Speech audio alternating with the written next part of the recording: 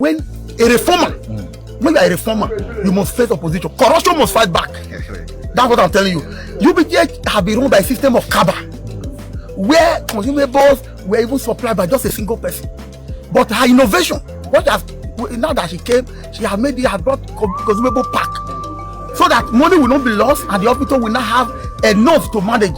So when you are doing certain things like this, bringing revitalize the oxygen system, oxygen is not available, people that have been getting from the corrupt system must fight back. That's what is happening. That's what is happening.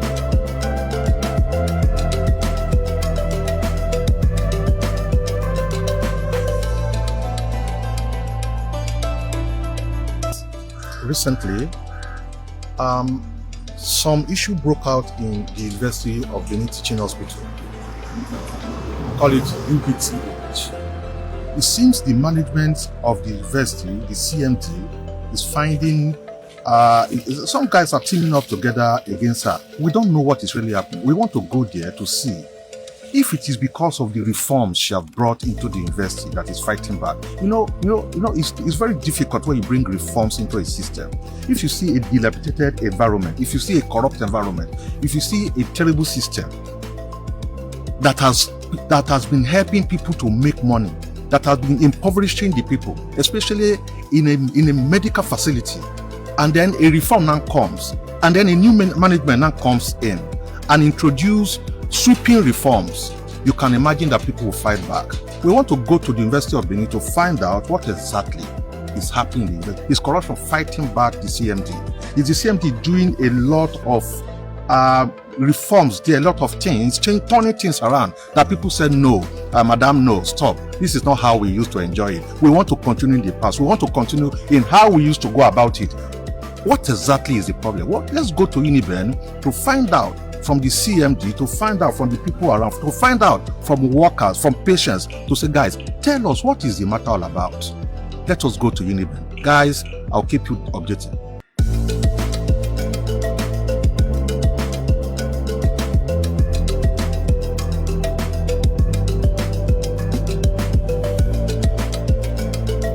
Mada is a godsend to UBTH because prior to his assumption in office, a lot of things were happening. In fact, UBTH was almost in the private hands instead of government hands. So when Madam came, changes are always dynamic. Madam was trying to make change in areas that were not forthcoming, that were not good as I up to be in government setting. So when the attempt to make those changes, to take them back to the right track, problem started recently.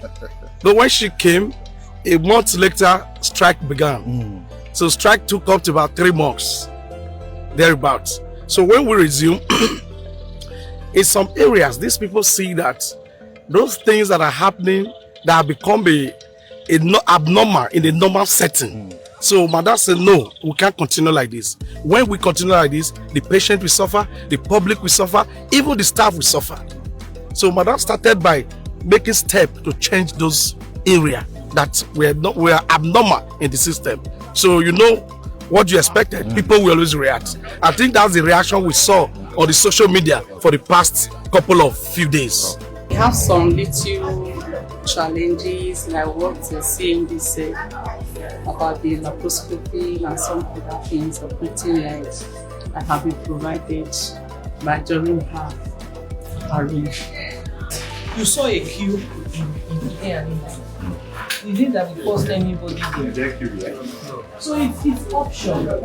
If you want fast service, if you don't want to queue, you come here. If there's a problem with that lab downtime, you come here. People should have a choice, because if it happens there, the patient will still have to look for somewhere to go, and that place will either be inside the hospital or in town.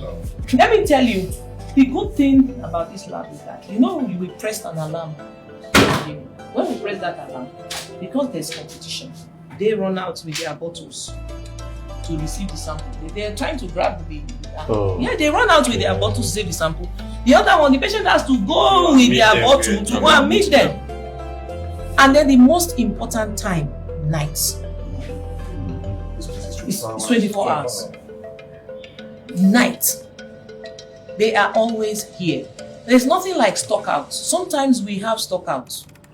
Yes, sometimes we're out of stock.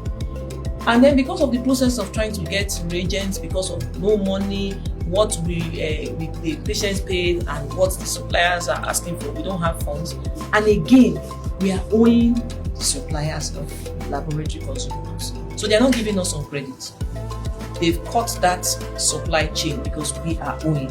Remember, I met a debt of 7 billion. Part of it is reagents for lab, a huge amount. So now they're not giving us some credit. So we have to gather the small money they work and go and buy small, which will stock out quickly. So we have to think outside the box. The first important thing which nobody must compromise is life. Once somebody has gone, that's it. Is life. So we must do everything possible to save that life while we're trying to sort out the people we are owing, how to begin to make our supply chain run again. Let this one continue to go. So people do not die. You know, people say these things. People that will say these things because they have not come to UBTH to see the challenges and the trauma patients go through when they are trekking. I'm very happy I took you on that walk so you can see it and experience it for yourself. Nobody deserves that.